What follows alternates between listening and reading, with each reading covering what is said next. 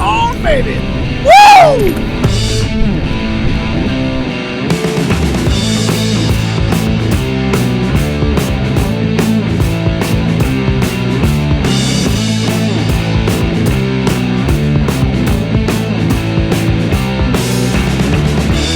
Right there, fishhuntshoot.com. Go big, baby. Go big or go home. We got a nice king salmon on a speed spoon here at Folsom Lake. Congratulations, young man. Thank you. Howdy guys, Kel Kellogg here. Thank you for joining me on the FHS YouTube channel. If you're not already a subscriber, please help me out. Hit that subscribe button, hit that bell notification. You'll always know when I'm here on YouTube talking about fishing strategy. And today the subject is how to catch trout and salmon at Folsom Lake. I just came off guiding season at Folsom. I was out there all summer. And this is what I saw. Let's talk about the summer fishery first. The best area for me was hands down the main body of the lake. Now, rainbow trout numbers in Folsom are pretty consistent, year in, year out. The lake is heavily planted and there's a lot of holdovers out there and there's a lot of natural spawning that takes place both in the south and north forks of the American River as well as in tributaries that drain into the north and south forks of the American River. The king salmon population out there can fluctuate. Last summer, for example, we had very good fishing for very large kings up to and beyond about 15 pounds. Some guys got 5 fish limits that were over 50 pounds out there. Very impressive salmon fishing last summer. This summer, unfortunately, while there were kings caught, the king fishing was fair at best, I would say. Biggest king I saw caught out there this summer was about 5 pounds. I got several fish in that 2 to 4 pound class, but all in all, not a great salmon season. Now, for me, summer fishing was all about fishing the main body, Folsom Point, Browns Ravine, all those areas out there, both sides of the peninsula. And it was largely all about speed trolling. Number one offering out there for much of the summer for me was either a speed spoon or a trigger spoon. And other guys around me were pulling speedy shiners. They were catching fish on those. Some guys were pulling large needlefish and stuff like that. But number one and number two offerings for me were the speed spoon and the trigger spoon, and the color changed a lot. When I finished up out there about 2 weeks ago, white and purple was really good. White and aquamarine was really good. Midsummer, I was doing well on golden red. And at other times, I was doing well with spoons that had some pink and blue on them. At times when the fish wanted smaller bait this summer, they still wanted a fast presentation. And I did well. I did well for about a month pulling my pinhead spoons, which I doctored up with that pink and blue tape. So that was a very good offering when the bait was small and they wanted small bait. I did get one really nice fish midsummer pulling a Dipsy Diver and a Disco Minnow Junior. And that was kind of wacky. That action lasted for about 2 weeks.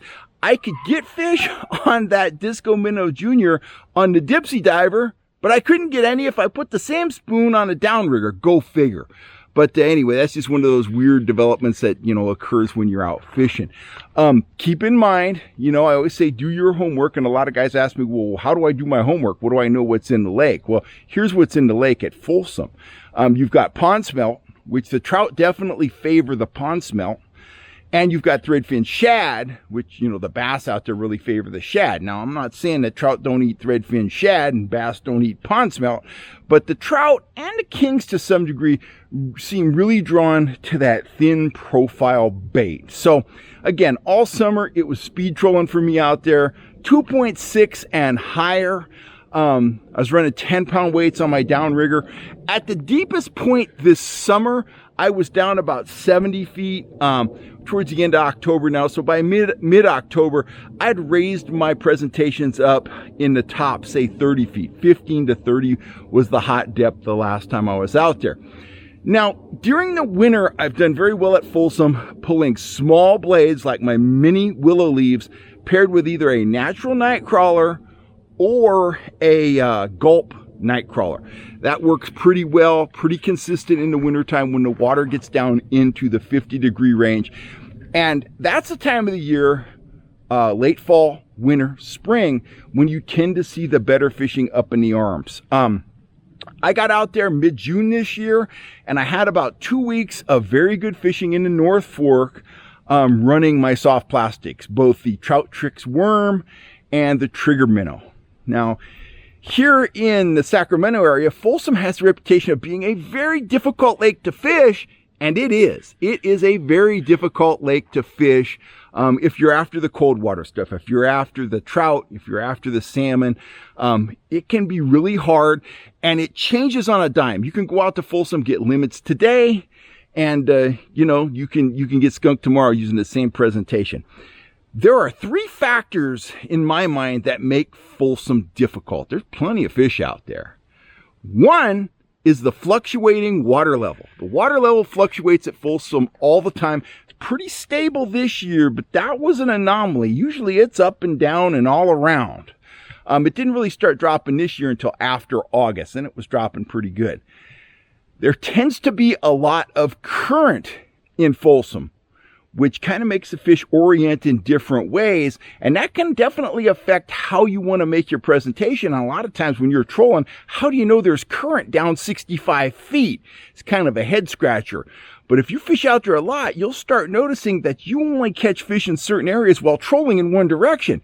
That's because those fish are orienting to the current. And if you're bringing the lure up, from their tail end, they're less willing to strike a bait that's approaching them from behind. So that's one of the challenges out there, is doping out what the currents are like, especially out there in that main body. There's big humps, there's submerged islands, and all that stuff is buffering the current and causing it to go in all different directions. And it's like an algebra problem out there. It can be very, very difficult. The third factor that makes Folsom really tough is there are absolutely clouds of bait out there. The fish never are hungry in Folsom. They're never hungry. There are always pond smelt, and there are always shad around. And, if your offering isn't perfect and presented at the perfect time when the fish are feeding, forget about it. They're not going to hit it. Sometimes this summer, I had good fishing from about 8 o'clock till 11 o'clock over by Browns Ravine, Folsom Point. The fish were up. They were feeding. They were chasing. Well, about 11 o'clock, the bait dropped into deeper water. The bait disappeared. The trout were still there. I could see them on the graph, but they would not hit. They were done feeding for the day. They were full and they were finished. And you could troll and troll and troll on those fish, and you could get the occasional strike. But bottom line is, they just weren't into it. Here comes a car. I'm going to jump for a second. Look like a couple guys going out to ride their dirt bikes. It's a Saturday. So that's kind of Folsom in a nutshell. Summertime, you definitely want to be going fast out there. Speed spoons, speedy shiners, pull the fast stuff, cover a maximum amount of water. And this summer, I just did not find the fish responsive to slower offerings most of the time. You want a lot of baits in the water, don't go over what you're legally entitled to have in the water. But when I had multiple anglers and we all had 2 rod stickers, I was running dipsy divers and downriggers and droppers off the downriggers. I just wanted to cover that water column with as many baits as possible and just keep moving fast. If I located fish, I definitely tried to grind on them. Sometimes that worked. Sometimes it didn't work. It didn't work very well the last 2 weeks I was out there. The fish were scattered, and you were better off just to stay on the move than you were grinding in one area where you got a bite or you got a fish. Wintertime, I'm going to be at Collins Lake, but wintertime, if you're going to be out there, definitely put in some time pulling worms behind small dodgers. Here comes another car. Those were deer hunters, because, it's pretty easy to drive up on a deer in a huge 3/4 ton pickup truck. But anyway, anyhow, that's about the size of it for Folsom. I think out there this winter, I'm going to be at Collins Lake. But if you get out there late fall into winter, I would definitely try pulling a small blade, maybe one of my mini willow leaves, maybe a 4-inch fisheye, something like that, with a threaded crawler or a threaded gulp worm behind it. Definitely give the Trout Tricks a try, put some scent on them. And also the trigger minnows, man, they are a dead ringer for a pond smelt. I think as we get into the winter, you're going to see the bait kind of decrease in numbers, which should result in hungrier fish. Or at least that's what you're thinking out there. You got your fingers crossed. On into spring, as I said, I would keep on working the arms through June. And I think you can go with the soft plastics in spring, and you can definitely slow down. One of my best days out there was this June. I had 16 or 17 fish with Wes, and we were just out there fooling around in about 3 hours. All rainbows, all on trigger minnows and trout tricks worms. So that's Folsom Lake in a nutshell.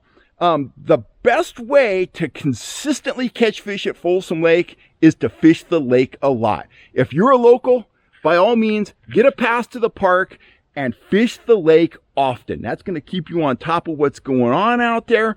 Watch, Facebook, see what other people are doing, and fingers crossed, next summer we may have very good king salmon fishing, because we caught a lot of small fish, say 8 to 12 inches this year, and those fish should be 16, 17, 18 inches long next summer.